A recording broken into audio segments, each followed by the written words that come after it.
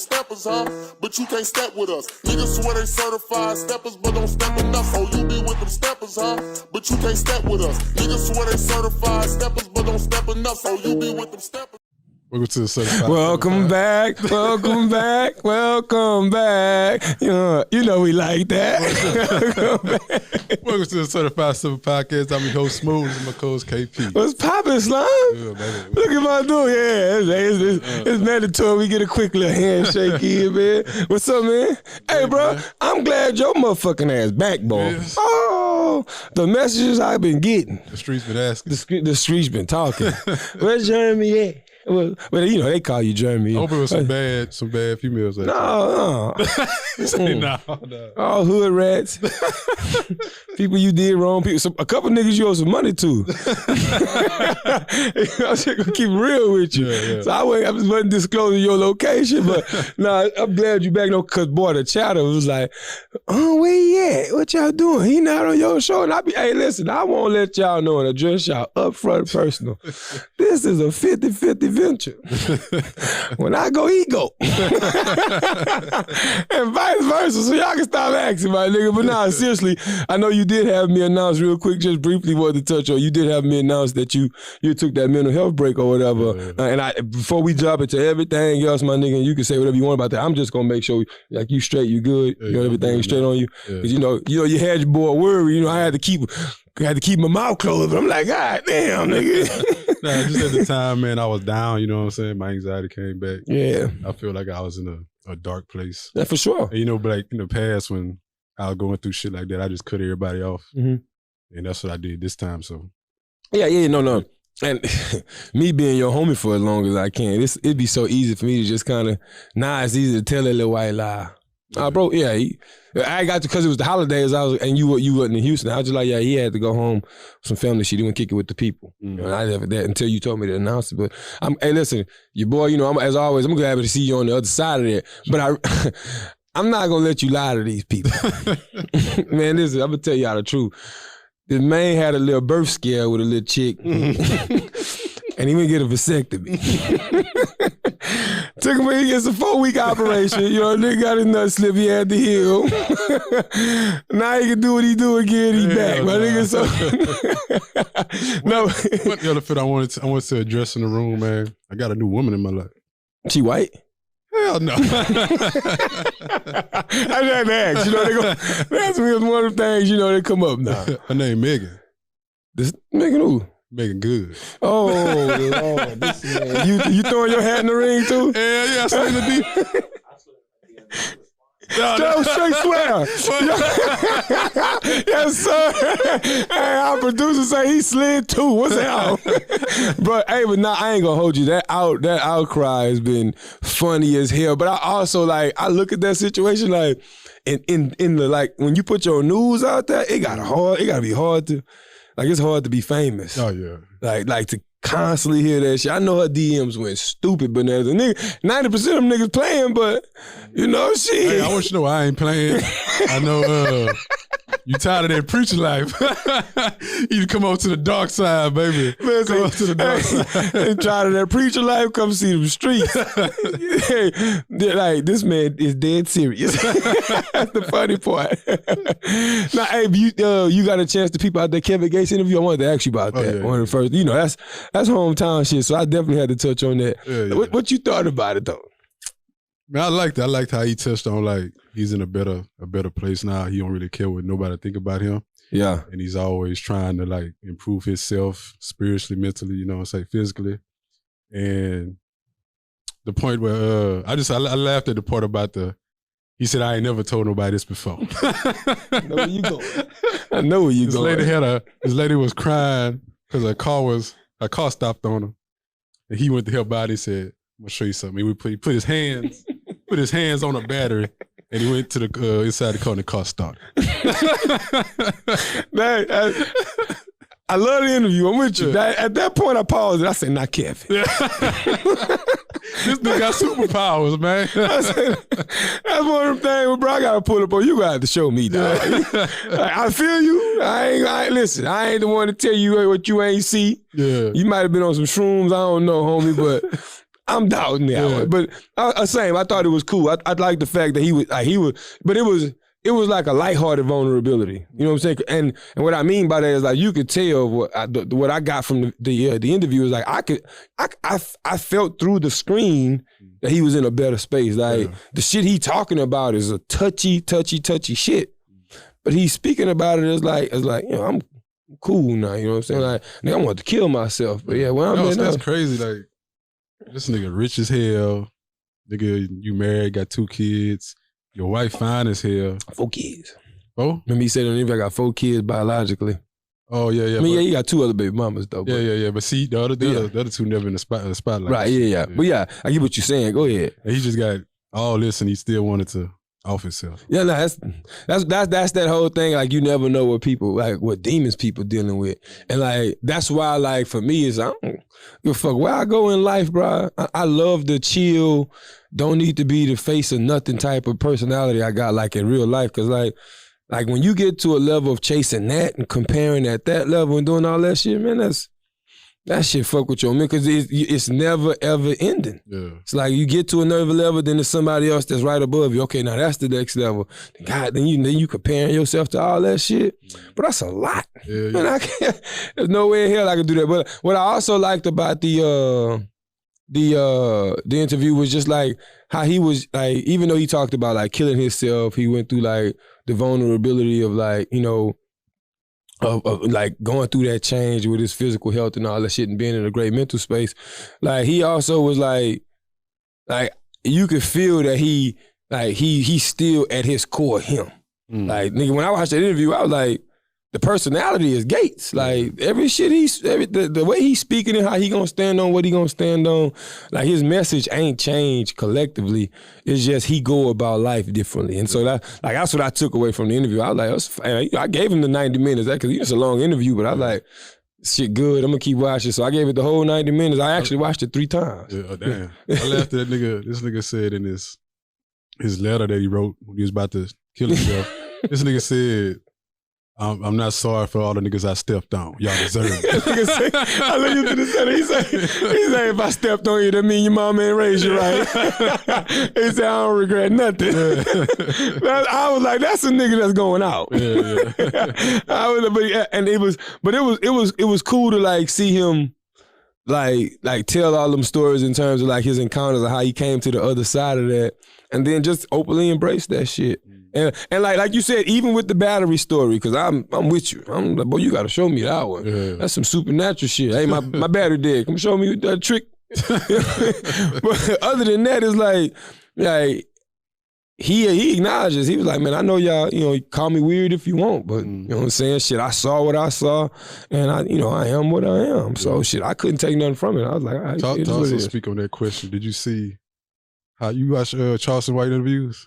Yes, that crazy ass nigga. You saw what he had said about Gates? Yeah, he had said that Gates weird now.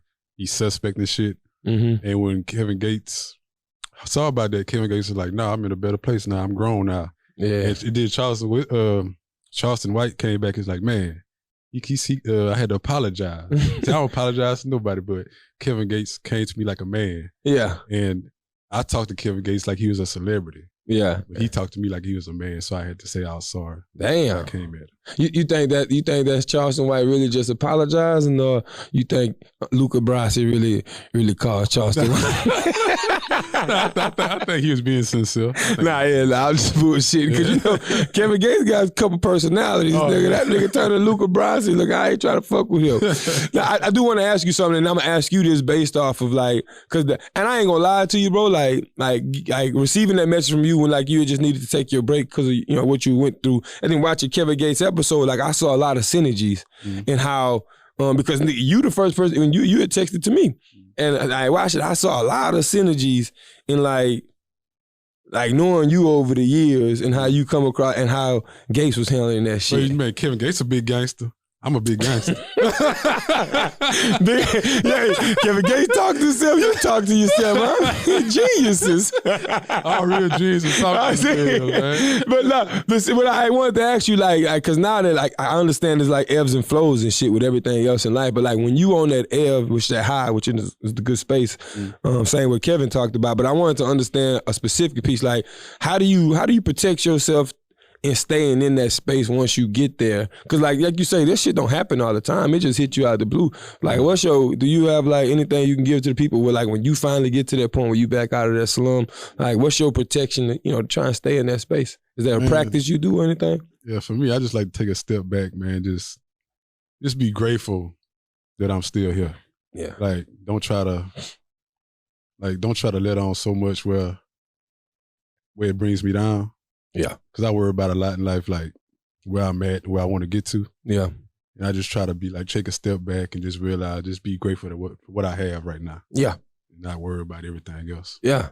But hey, that's a fact. And I think I might have said this on an episode. I know this was during your break too, but I was talking about how important it was to acknowledge the process.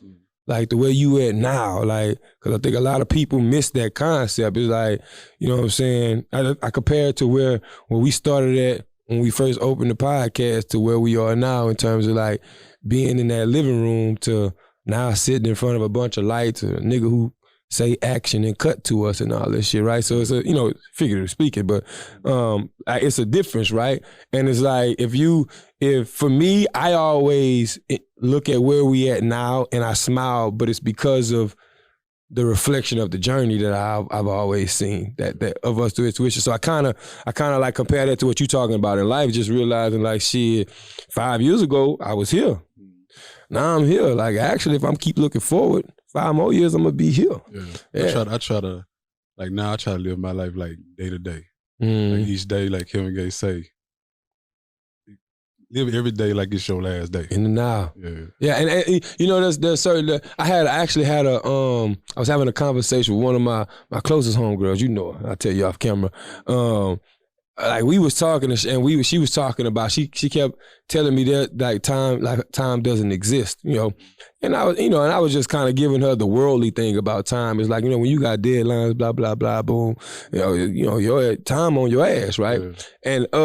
But she was talking about from a spiritual standpoint, just living in the now, like not living in your thoughts, because that's what time is, right? So, that's what a lot of that shit is like when you in your headspace, you either thinking about, the past shit and that shit causes that anxiety or that depression, or you thinking about future shit that you're trying to get to and how you gonna do it, and the nervous wreck you become cause the anxiety, right? But like, and she talked about a concept of actually just living in the moment of that shit, you know what I'm saying? And like not letting that exist and just appreciating where you at now, and each step you take, like try to like live in that moment of now. And it's crazy that she had that full conversation with me like 3-4 days ago, and then you talking about that's what your headspace says. So tying them two together is like that. It seems like to be the common message across the board, but that's a dope ass message. Yeah, I feel that. But like, I ain't keep it real with you. You know what I'm saying? I was definitely gonna check on your mental.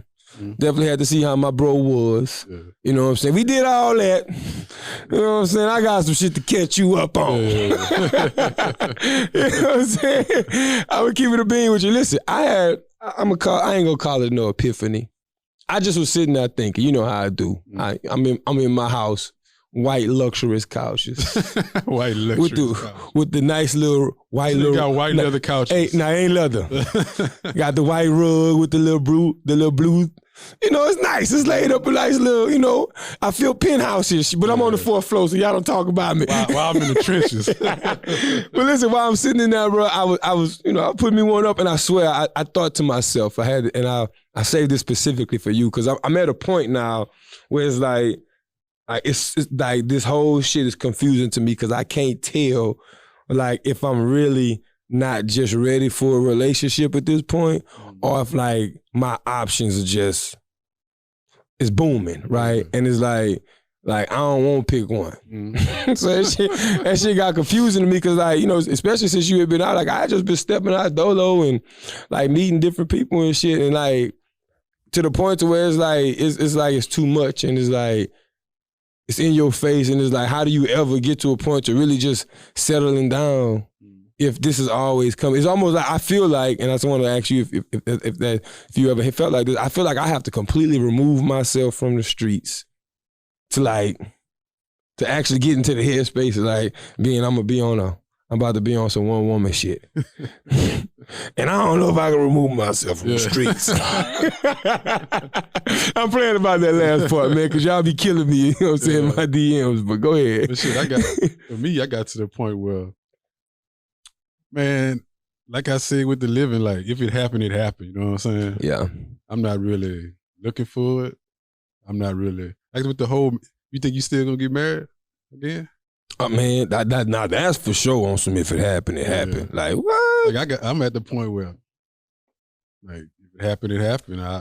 I ain't running for it. I ain't running from it, but yeah, you know, the age I am at now, it's a high. Like I used to, like, man, I want to get married. I want to see how I feel. I want to experience this in my lifetime. But now I'm just like, if it happened, you know what I'm saying? Boy. You feel like the pandemic has caused some of that shit, like us just being isolated so much?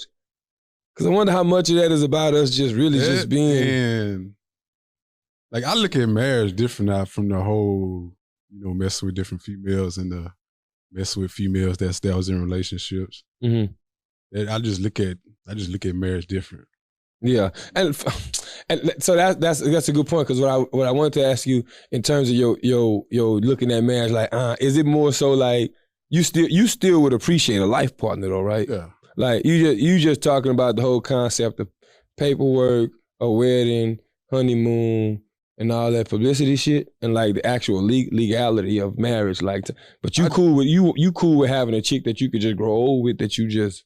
Yeah. Okay. I want that. I just look at if I gave a female my all and we still ain't work out, was it all worth it? Man, you know what I'm saying? Hey, now you talking, because that's and like and a lot of times women like to brush that shit off as like, you know, oh y'all just scared, or that's just an excuse, or that's boom boom boom, and it goes back to that fucking, like, we can't help the way we was raised, we can't help the way we was brought up, we can't help the way we understand how to be men. Yeah. You know what I'm saying? And so for me, it's like women gonna love you naturally, so, and they got a lot of love to give, right?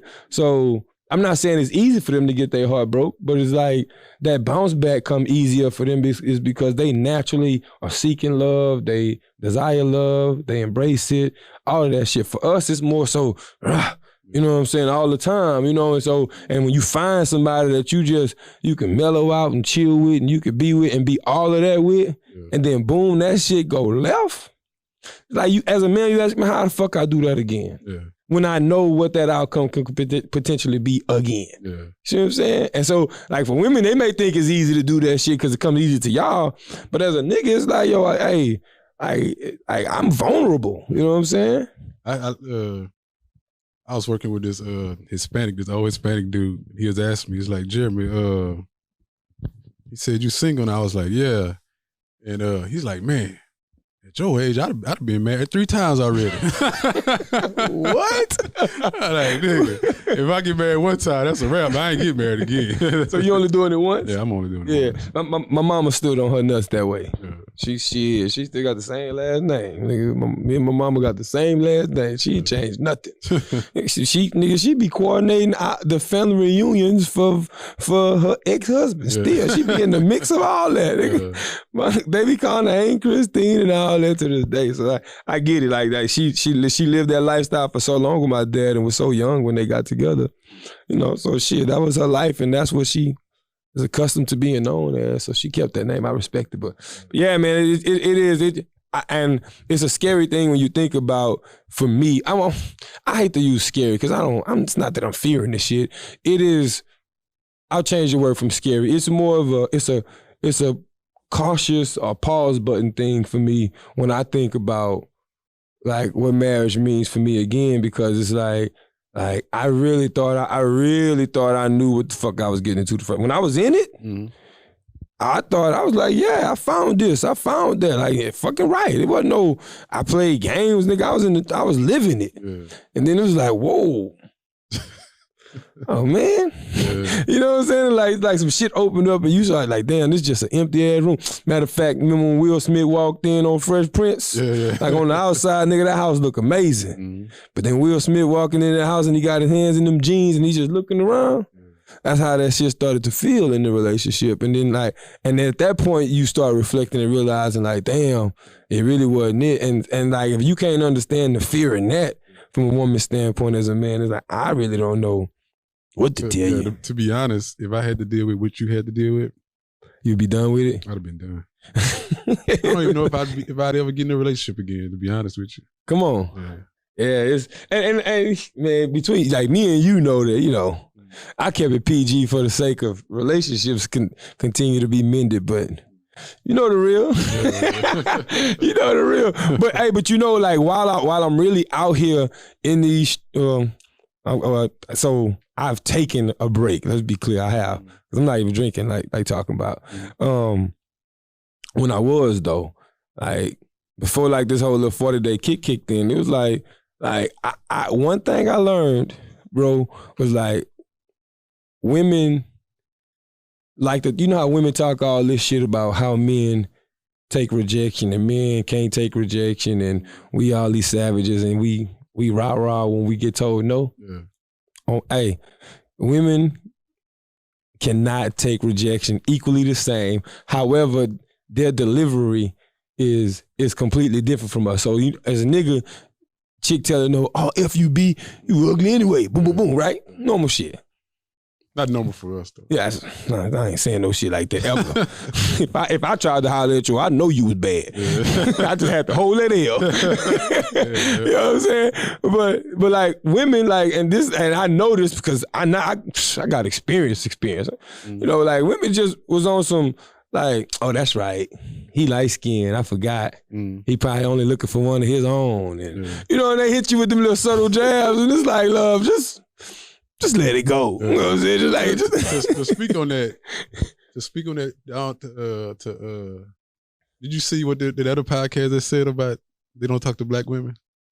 A big outroar about that. Yeah, you talking about fresh? Oh, they was on the Old Boy podcast though. Academic podcast. Shit. They talking about the fresh fit niggas. Yeah. Oh Lord, yes. Niggas, yeah. But they said they don't. Yeah, they said they don't talk to African American women.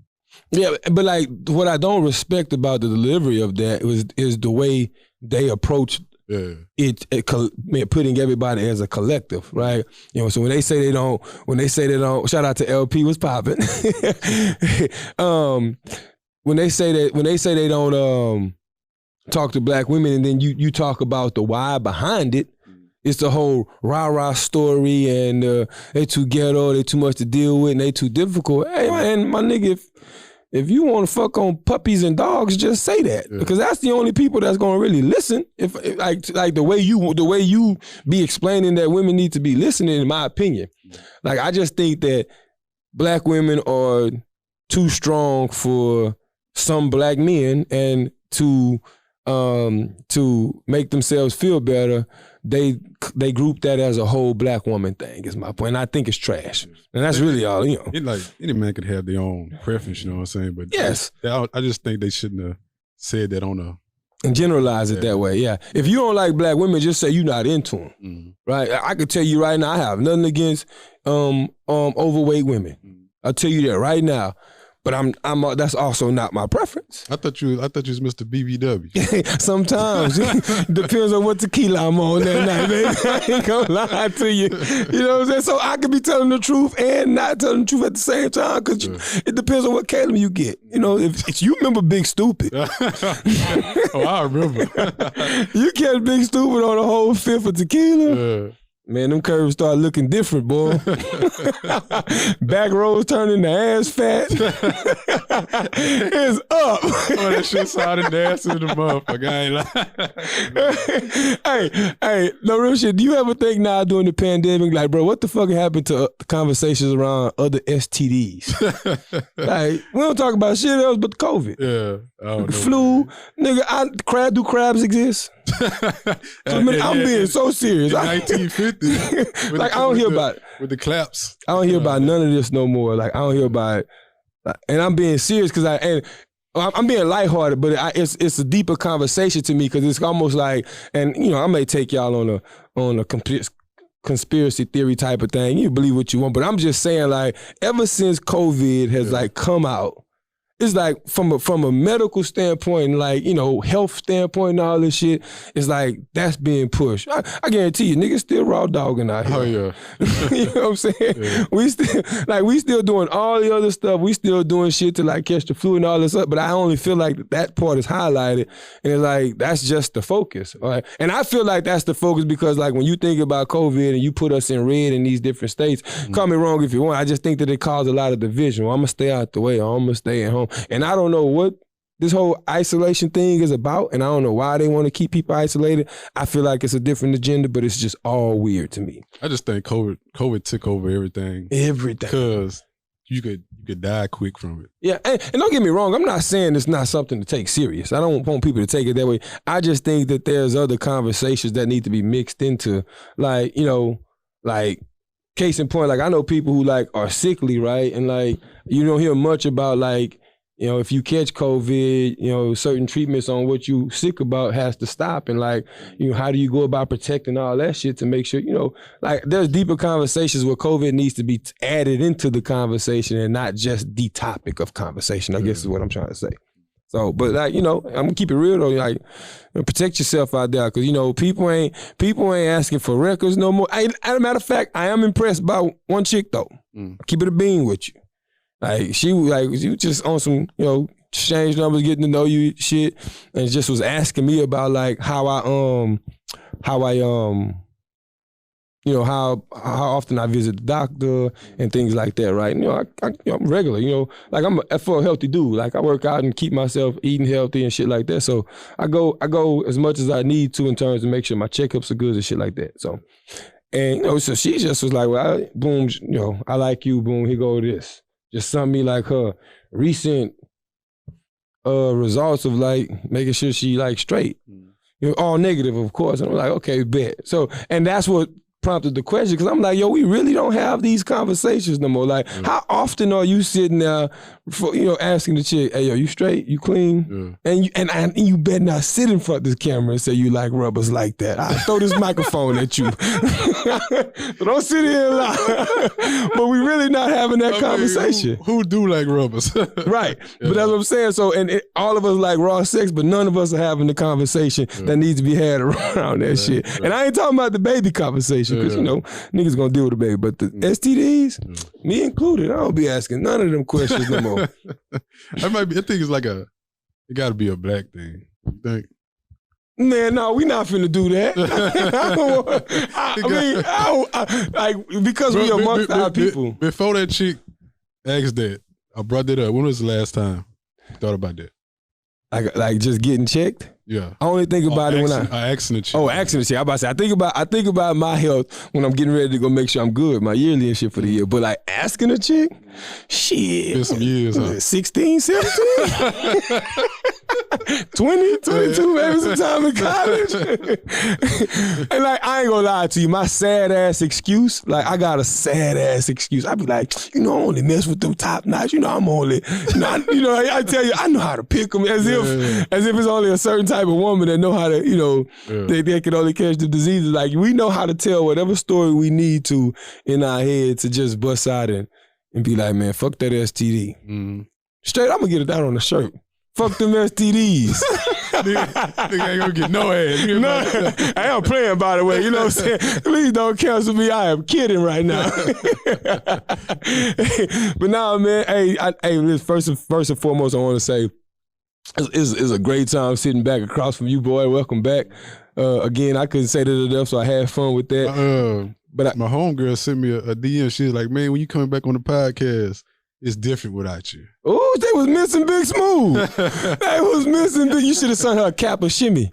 Right back. You know what I'm saying? I can allow you close to a nuke. You know what I'm saying? You know. But nah, man, it is. It's dope to have you back, man. You know, we gonna keep this train moving. And y'all, listen, now y'all can stop asking them goddamn questions. Listen, I don't know if y'all noticed, but the man curls popping now. He came back with a whole head of hair. He mean that man shit now. Hey, it was an episode where I called you a metrosexual.